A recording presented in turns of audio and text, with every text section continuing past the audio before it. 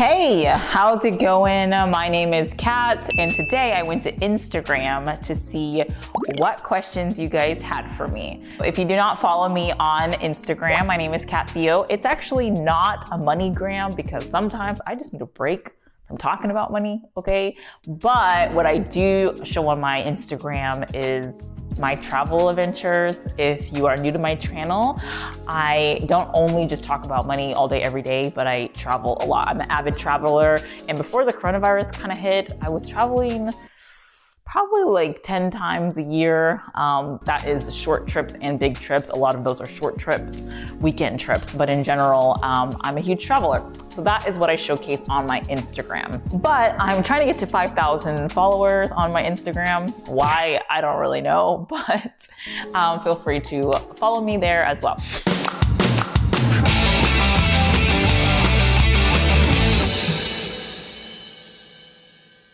All right, eventually I am gonna be having a live on my channel. I know I've been saying that for months. Life happens, busy, but I am gonna do that eventually. But I did ask the question, what questions do you guys have for me, whether it's about money on my channel, my YouTube channel, or anything on my Instagram that I bring up, just really anything. So let's just get right into it. So the first question is from April Do Great. Hey girl, I know exactly who you are. And she says, house tour. And then she says, where are you now? So I do plan on doing a house tour. I plan to do that when the weather gets a little bit better. It's really yucky outside. I'll just show you. It's just really gray out and gross. So the house shows a little bit better when the weather's better. So that's when I'm gonna do a house tour. So looking forward to showing you guys where I film. And then where I'm at now, I am back in the United States. So yeah, I'm back in Nebraska, back home with my family. So that's where I'm at. Okay, so Roger Alexander 47 says, how bad is your OCD? I don't think I necessarily have OCD, but when I do work with freelancers, I do expect things to like get done in a certain fashion, but in general, not the most organized person in the world. I get things done and I function, but definitely not OCD whatsoever.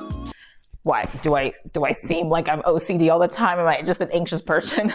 I am an anxious person, but not OCD in my opinion. Joel Jackson 85 says, why did you abandon our friendship after you hit 100,000 subscribers?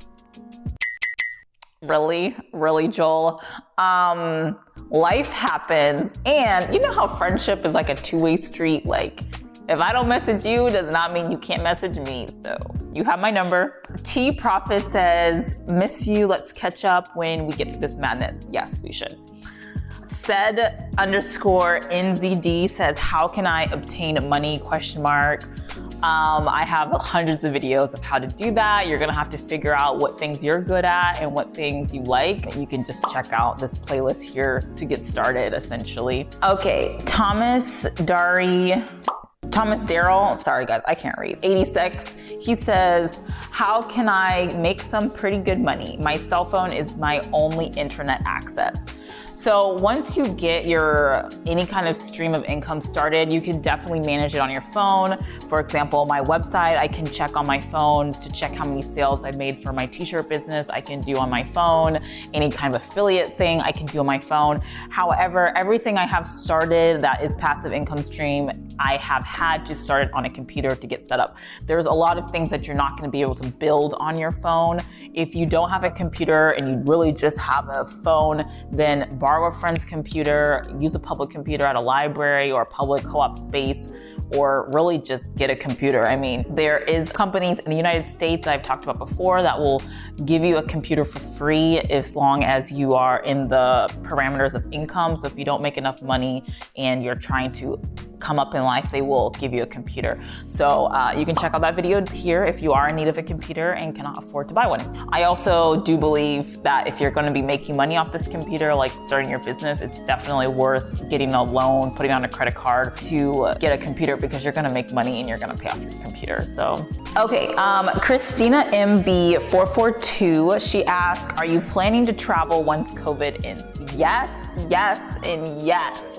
So I've had plans for a long time to go to Cuba. It's now illegal again, so that's why I didn't go when I went. I planned to go last July, but anyways, I don't want to talk about it, but I really wanted to go to Cuba. There are still lots of places in Southeast Asia I want to go, and I want to go to Japan. I want to go back to Taiwan and visit where I used to live. But also I want to hit up Africa, and I know that's not a country, but I really want to go to like all of freaking Africa and visit it and take my time. So I have been looking into jobs like teaching English there, like I did in Spain and in Asia, and then also doing like Peace Corps or something like that over there. So I am looking into options. If you've heard of anything, let me know, because I'm really interested in living over there for a few years, definitely to explore fully a lot of places.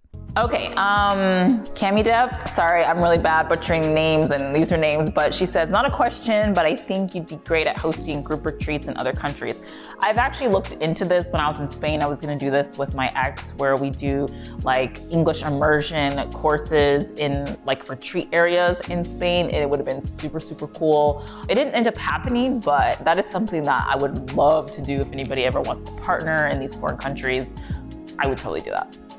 She also says, what country do you miss the most and what country do you want to visit next? So I go back and forth. I mean, I lived in Spain for so long that it's like almost a part of me. And I went to a wedding yesterday and we were listening to even Despacito. Despacito.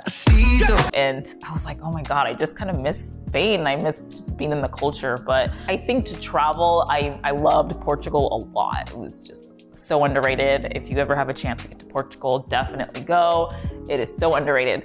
And then I really loved Croatia as well, and Czech Republic, really beautiful places. And then where I want to go next, I think Cuba or Canada will be my next spot, just because now I'm in North America, so it's like I'm closer and I've never been able to go over this side of the world, so I really want to travel more of it. Okay, she also says, what are some tips for when you have many interests but have a lack of focus to complete them? So this is a story of, I think, everyone's life. I personally have a lot of interest. That's why I stay so busy. I have so many different things I like to dabble in. I love everything. I love learning, which makes it worse because somebody can just teach me something new and I'm like obsessed over it. Like I started learning how to trade cryptocurrency and I was like, oh my God, now I'm obsessed with this. I started getting into real estate a few years ago and I was like obsessed with that. I got into traveling and I was obsessed with that. I got into language and I was obsessed with that.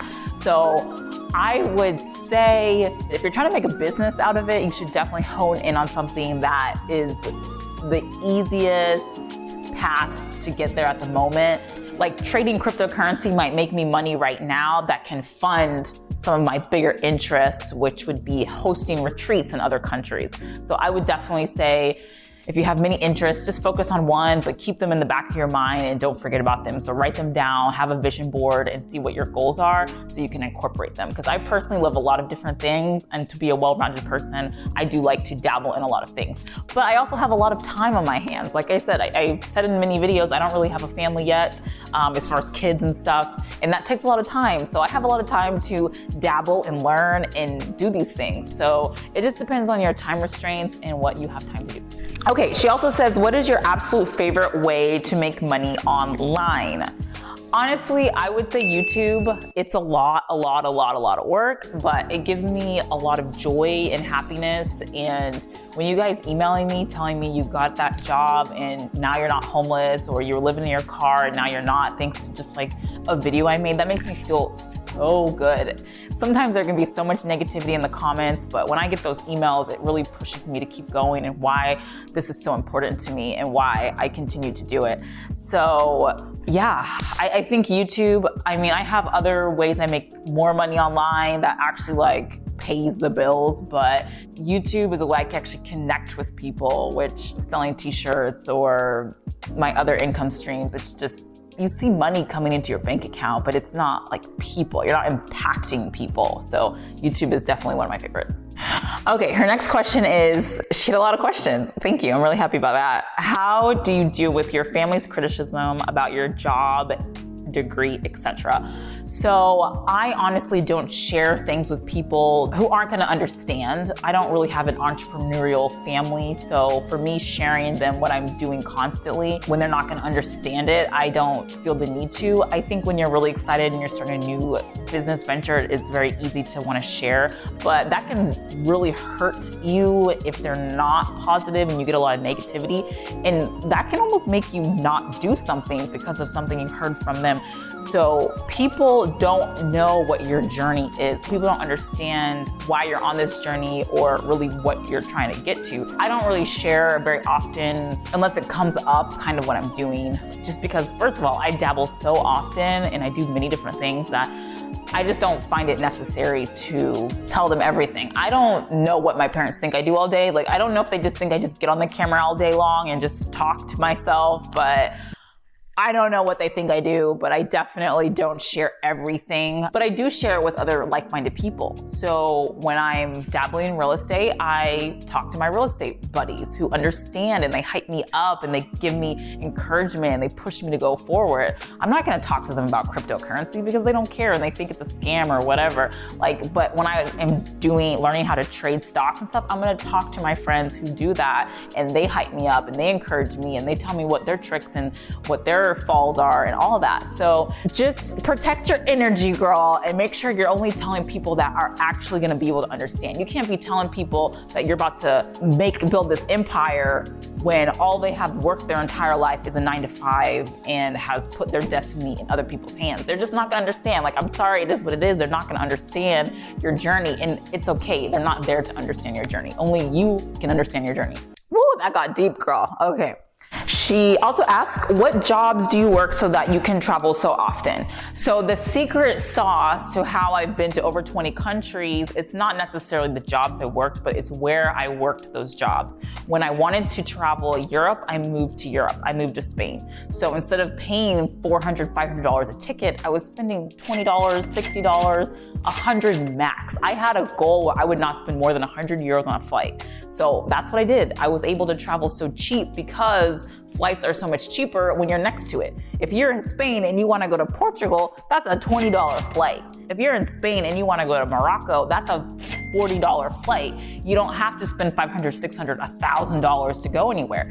So that is my secret sauce. When I wanted to travel Asia, I took my happy behind to Asia. I lived in China and I lived in Taiwan. And from there, I was able to go to Singapore. I was able to go to the Philippines. And these were very affordable flights. When you're trying to work in the United States and travel all over the world, that can be thousands and thousands and thousands of dollars.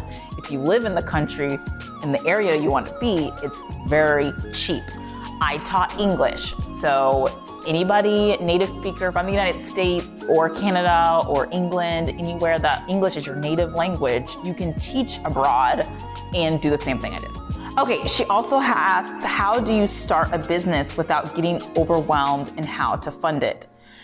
Wow, that's a great question. So I definitely should have looked at these questions before starting this video, but it depends on the business. If you're trying to start a retail boutique and you need to buy a building or rent and you have a lot of merchandise you need to buy and you have just a lot to fund, that's not my specialty, honey. I don't have any physical shops. All of my businesses are 100% online. I can work anywhere I want. So if that's the case, I'm not sure. I know you can work with companies that will fund startups or fund your business. You can get seed money to get you started, investors. However, if you're just doing like something online, like becoming a voiceover artist, and you need to fund your equipment, you need to fund your space, for example, you need to get a tax ID, you need to just get different things. I would say that just to get started, just start small. Just use your iPhone. I know a lot of people are like, oh, you need all this expensive equipment and you need like a soundproof studio. I don't have a soundproof studio, guys, and I've done voiceover work. I didn't have an expensive equipment. I had literally my iPhone and my mouth. That was it, and it works fine. You just can't be in a space like this that is so big and it echoes. You just have to be professional. But once you have a few of those gigs, then you can invest that into equipment. For example, when I started YouTube, I used a $100 camera that I had since I was like in 9th grade, and I didn't buy anything. And then when I hit 1,000 subscribers, I got a little thing. And then when I hit 20,000 subscribers, I got a little thing. It wasn't until I hit 50,000 subscribers, I finally bought a new camera, finally, and which is the one I have now. When I hit 100,000 subscribers, I got a mic. This thing was $100, I think. And you know, I'm gonna have it for the next who knows how long. So it's totally worth it. But anyways, I'm ranting. Start small, start with the path of least resistance until you make a little bit of more money and you can start funding this other idea. All right, that was my last question for the day. So feel free to follow me on Instagram. I will have things like this, I think once in a while, just to answer your questions. And I will have a live video so you could ask me questions directly. I think that would be a lot of fun. It'd be like a party. But feel free to like this video, comment down below, and subscribe if you haven't already. I will see you in the next video, guys. Bye. All right, we're gonna... Oh, hair today, Jesus. Definitely ask in forums, see what other people are suggesting, but oh, that just stopped recording.